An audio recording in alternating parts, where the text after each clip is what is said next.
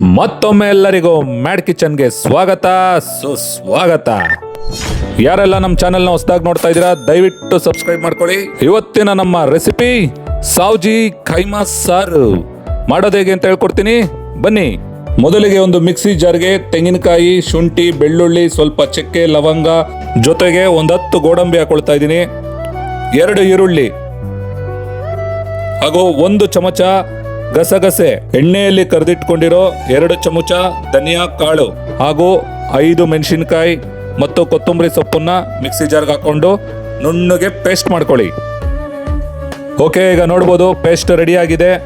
ಈ ಪೇಸ್ಟಲ್ಲಿ 2 ಚಮಚ ಪೇಸ್ಟನ್ನು ಸಪ್ರೇಟಾಗಿ ಒಂದು ಕಪ್ಪಲ್ಲಿ ಎತ್ತಿಟ್ಕೊಳ್ಳಿ. ಯಾಕೆ ಅಂತ ಮುಂದಕ್ಕೆ ಹೇಳ್ತೀನಿ.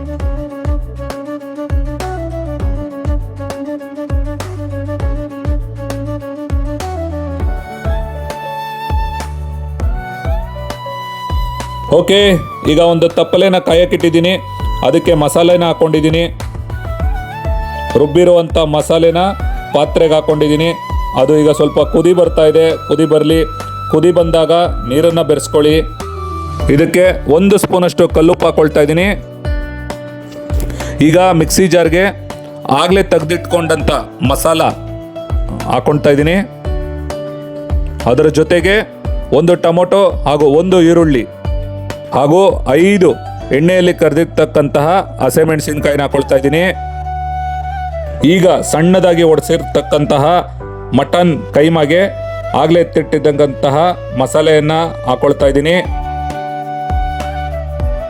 ಈಗ ಇದಕ್ಕೆ 1 ಸ್ಪೂನ್ ಪುಡಿ ಉಪ್ಪನ್ನ ಹಾಕೊಳ್ತಾ ಇದ್ದೀನಿ. ಬನ್ನಿ, ಇಷ್ಟನ್ನು ಚೆನ್ನಾಗಿ ಮಿಕ್ಸ್ ಮಾಡ್ಕೊಂಡ್ಬಿಡೋಣ. ಓಕೆ, ಈಗ ಎಲ್ಲಾನು ಕೂಡ ಮಿಕ್ಸ್ ಆಗಿದೆ. ಆಹಾ, ನೋಡ್ಬೋದು ಮಸಾಲ ಒಟ್ಟಿಗೆ ಎಷ್ಟು ಚೆನ್ನಾಗಿ ಮಿಕ್ಸ್ ಆಗಿದೆ ಅಂತ. ಈಗ ಈ ಮಿಕ್ಸ್ ಆಗಿರುವಂತಹ ಕೈಮಾ ಮಟನ್ನ ಮಿಕ್ಸಿ ಜಾರ್ಗೆ ಹಾಕೊಳ್ಳೋಣ. ಯಾಕೆಂದರೆ ದಪ್ಪ ದಪ್ಪ ಇರುತ್ತೆ ಒಡಿಸಿದ್ದಾಗ. ಅದನ್ನು ಮಿಕ್ಸಿ ಜಾರ್ಗೆ ಹಾಕಿ ಇನ್ನು ನುಣ್ಣಗೆ ತರಿಯಾಗಿ ಮಾಡಿಕೊಂಡ್ರೆ ಕೈಮಾ ಉಂಡೆ ಕಟ್ಟೋದಕ್ಕೆ ತುಂಬ ಅಂದರೆ ತುಂಬಾ ಚೆನ್ನಾಗಿರುತ್ತೆ. ಓಕೆ, ರುಬ್ಕೊಂಡಿರೋ ಕೈಮಾ ರೆಡಿಯಾಗಿದೆ.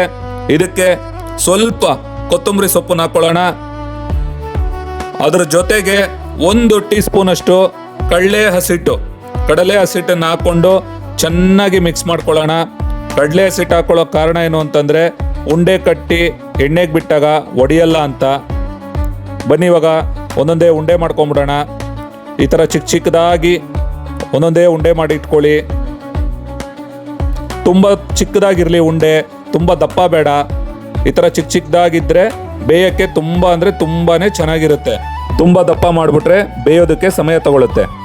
ಓಕೆ, ಈಗಾಗಲೇ ಮಾಡ್ಕೊಂಡಂತಹ ಮಸಾಲ ಕುದೀತಾ ಇದೆ.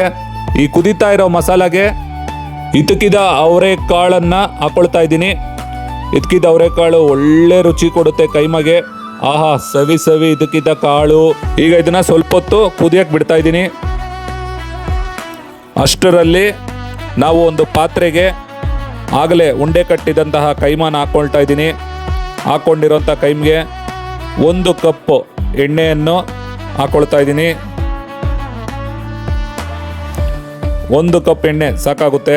ಯಾಕೆಂದರೆ ಕೈಮಾನ ಫ್ರೈ ಮಾಡೋದಕ್ಕೆ ಡೀಪ್ ಫ್ರೈ ಮಾಡ್ತಾ ಇಲ್ಲ ನಾನು, ಜಸ್ಟ್ ಈ ಥರ ಶಾಲೋ ಫ್ರೈ ಥರ ಮಾಡ್ಕೊಳ್ತಾ ಇದ್ದೀನಿ.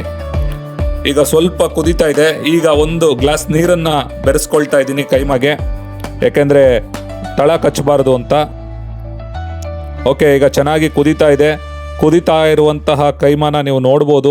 ಆಹಾ, ಅದ್ಭುತ ಅದ್ಭುತ, ಚೆನ್ನಾಗಿ ಕುದೀತಾ ಬಂದಿದೆ. ಕೈಮಾನು ಕೂಡ ಚೆನ್ನಾಗಿ ಬೆಂದಿದೆ. ವಾವ್ ವಾವ್ ವಾವ್ ವಾವ್, ತುಂಬ ಚೆನ್ನಾಗಿದೆ, ಕ್ಯೂಟಾಗಿ ಮುದ್ದಾಗಿದೆ ಕೈಮಾ. ಈ ಕುದೀತಾ ಇರೋ ಕೈಮಾಗೆ ಇವಾಗ ಆಗಲೇ ಮಾಡಿರ್ತಕ್ಕಂತಹ ಗ್ರೇವಿನ ಅಂದರೆ ಸಾರನ್ನ, ಇದ್ಕಿದ ಬೇಳೆ ಸಾರನ್ನ ಕೈಮಾಗೆ ಹಾಕೊಳ್ತಾ ಇದ್ದೀನಿ. ಓಕೆ, ಈಗ ಇದನ್ನ ಒಂದು 10 ರಿಂದ 15 ನಿಮಿಷ ಮುಚ್ಚಿಟ್ಬಿಡೋಣ. ಆಹಾ ಸ್ನೇಹಿತರೆ, ನೋಡ್ಬೋದು ಸವಿಯಾದ ರುಚಿಯಾದ ಇದ್ಕಿದ ಬೇಳೆ ಕೈಮಾ ಸಾವಾಜಿ ಸ್ಟೈಲಲ್ಲಿ ಮಾಡಿರುವಂತಹ ಕೈಮಾ ಸಾರು ರೆಡಿಯಾಗಿದೆ. ಇದೇ ತರ ಇನ್ನಷ್ಟು ಈಸಿ ಆಗಿರುವಂತಹ ರೆಸಿಪಿಗೆ ನಮ್ಮ ಚಾನೆಲ್ನ ಸಬ್ಸ್ಕ್ರೈಬ್ ಮಾಡ್ಕೊಳ್ಳಿ. ನಿಮ್ಮ ಫ್ರೆಂಡ್ಸ್ಗೂ ಕೂಡ ಈ ವಿಡಿಯೋನ ಶೇರ್ ಮಾಡಿ. ಮತ್ತೊಮ್ಮೆ ಸಿಗೋಣ, ಬಾಯ್.